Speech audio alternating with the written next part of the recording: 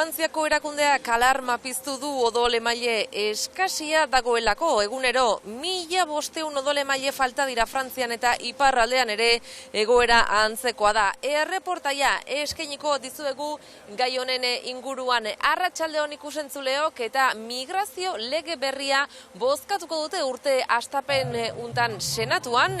Xehetasunak ere gaurko gure saioan eta kultura ere bai. Adurlarrearen Lubintxoko oinak liburua aurkeztuko dizuegu. Asteragoaz!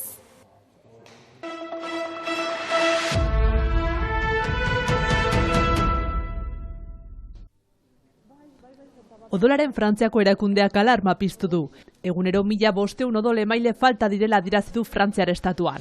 Hain zuzen, 80.000 odol poltsa baino gutxiago daude, jakinda 100.000 poltsa beharko liratekeela. Egoera komplikatua dela dio mediku honek. Odol transfusioak egiteko zailtasunak dituztela dio. 10.000 odol-emaile behar dira pazientei arreta egokia emateko. Egunero pazienteak hartatzeko 10.000 odol poltsa behar ditugu. Gaur egun gutxi gora bera 8.000 odol poltsa ditugu. Horregatik dei hau egitea erabaki dugu. Batez ere O negatiboen odol erreserba oso urria da. Emaile unibertsalen odol taldea da eta pazientearen odol taldea ezagutzen ez denan erabiltzen da larrialdi egoeretan. Jakimar da iparraldean odol-emaileen 15% odol-emaile unibertsalak direla. Frantzian ordea 6% baizik ez dira. Arrazoiak anitzak izan daitekela uste du medikuak. Hala nola, neguko virusak, koronavirusa eta testuinguru sozioekonomikoa aipatzen du. Odola ematera animatzen direnak badakite ze garrantzia duen keinu horrek. Elkartasunez pauso hori tal badugu, gure esku da, beraz. Guretzat ez du denbora hainitzartzen, baina badakit hainitzentzat balio duela. Garrantzitsua eta inguruan aipatzen dugularik azkenean oartzen gira gazte gutxik emaiten dutela. Hainitzek beldur dira. Hainitzentzat beldur gajea da, baina ez askoz gehiago. Baina beti izan bahluke gehiago, baina azken finean zahagoak ematen dute gaztak baino bai. Testigantza horiekin bat eginez, medikoak ere odola ematea ezinbestekoa dela nabarmendu du. Gizarte osoarentzat egiten den keinua da. Gaur egun urririk egin daiteken keinua da. Gizarte baten parte sentitzeko oso garrantzitsua da. Odolaren Frantziako erakundeak gizarteari odola emateko deia luzatu dio. Etorri behar dela azken finean naiz eta jadanik denek parte hartzen dute honetan eta zinez bada giro bikain bat, oso ez da bat ere estresgarria edo zer, eta gero naiz eta poltsa osoa bete, alduzu alaike beste zerbaitentzat baliatu. Orduan odola hori ez da inoiz galdua, horrela erraiten badut, eta bai egin behar da ordu bat hartzen du eta askoz laguntzen da du. Herritar guziei gobidapena luzatzen diet, baina batez ere O negatiboei. Odola emateko baldintzak argiak dira. 18-60 urte bitartekoa izan behar da eta 50 kilo baino gehiago pixatu behar dira.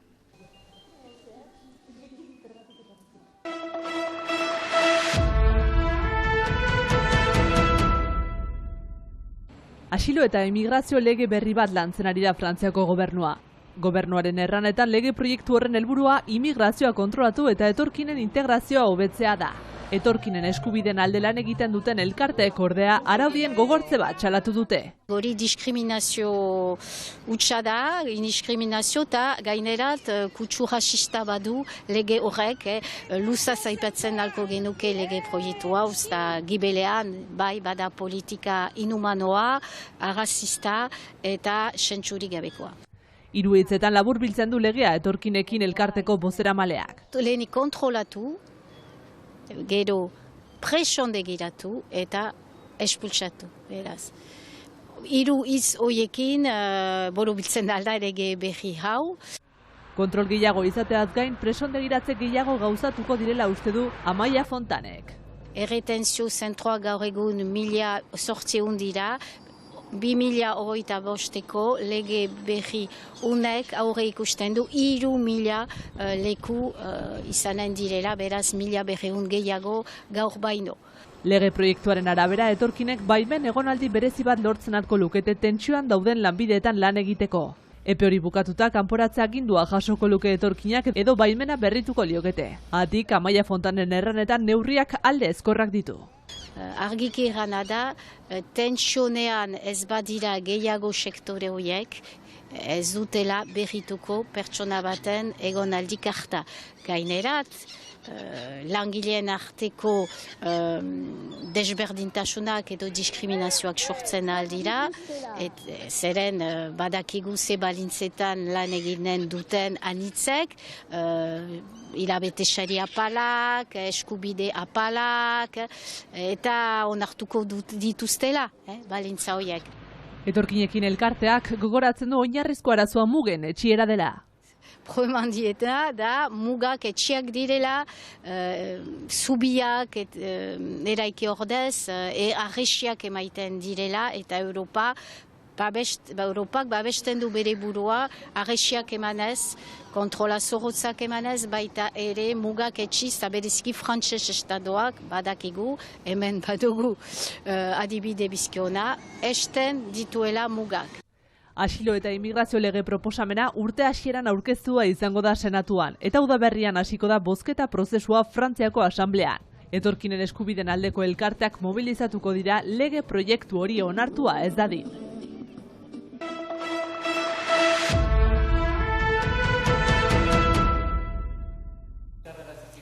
Adur Larreak Lurbintxoko oinak komikia aurkeztu du. Bertsolari aldizkarian Xabier Kaltzakortak espetxean heriotza zigorraren zain zeudenen inguruko bertso zaharrei buruzko artikulu bat abia-puntua. Lurbintxoko oinak bertsoa berez, bertsoak ez du gauza handirik esaten du hizkuntzari begiratuz, suposatzen alda Lapurdi inguruan Lapurdikoa dela. Gero kontatzen da nola 15 urkatu zituzten, 15 oin, suposatzen da. Baina askoz gehiago ez da esaten. Eta Lurbintxo toponimoa agertzen da, hor hiru elementu horiekin pixka bat ikertzen horren inguruan, heldu ginen ona. Lurbintxoko oinen ariari tiraka hasitzen Larrea, informazioa biltzen duela 10 urte eta ikerketa horren emaitza dau. Benetakoak ote ziren noizkoak inorketzekien deus bertso sorta horri buruz eta Adur Larreak egin du lan hori Lurbintxo toponimoaren seka lehenik eta behin itxasun topatuta gertatutakoa ikertu zuen, aldizkarietan, artxiboetan eta bar. Jende asko atxilotu izan zen, jende asko zigortua, eta hori guztia dokumentatua dago, bai dosier kriminaletan, bai paueko artxibategitan, tarben, eta gero beste bertso batzutan ere aipatzen dira ez justu oin hauen inguruko zer, baina garai hortakoak eta... Frantziako iraultzaren ondoko gatazka zinez bortitza izan zen Euskal Herrian eta bereziki Ipar Euskal Herritarrek sufritu zuten. Oinak aktibo egon ziren garaia izan zen 1785-86 urte horiek izan ziren. Hau da, iraultza pasaturik, konbentzio gerra pasaturik, gerra oste bat. Gerra ostean, horrek dakarren guztiarekin eta aurrekari guzti horiekin, iraultzaren garairik gogorrenak pasaturik, landetaratuak edo deportatu zituztela milaka lagun Lapurdi osoa kasik ustuz. Deportazio horretatik itzulitakoek eta hegoaldean iraultzaileen kontra soldadu horiek osatu zuten taldea. Mendekua nahi zuten errepresioaren erantzulen kontra eta euren ondasunak zirenen jabe berrien kontra. Jende multzo bat, itxasu, Larresoro, Ezpeleta, Kanbo inguru hauetako talde bat sortu zen, antolatua, gainera bazuten esperientzia eta armak bazituzten, gerran egonak baiziren, eta gainera gogoa bazuten mendekua hartzeko, agian hori da importantena, eta bildu ziren Altzuieta deitzen den etxe hontan, eta hau izan zen haien Cartier generala. Hain zuzen, Altzuieta etxean aurkeztu du Adurrek liburua. Gaur egun, ezteietarako, ezkontzetarako baliatzen den etxeak iragan beltza du. Imaginatzen alduzu etxe horretan ze gertatu zen edo ze ekintza egin zen eta orduan imaginatzen alduzu ez, pixara maten alzaitu gara. Eta jendeen aldetik gauza bera, izenak eta badakizkigu, ze izen dauzkaten. Hori bai, ez dakigu nolakoak ziren fisikoki.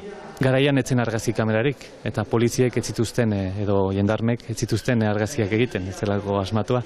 Baina bai, oharretan, goitizenak ere Goitizenen bidez, batzutan goitizen fisikoari dagozkionak dira, ez? Zainik begi okerra edo kantariaren seme, eta horrek marrazkilari hori ematen dizkigolako helduleku batzuk. Hain zuzen, atxiloketen 226. urte hurrenean aurkeztu du liburua. Ipar Euskal Herriko Kultur Erakundearen literatura beka jaso du Larrearen egitasmoak eta Elkarrek argitaratu du.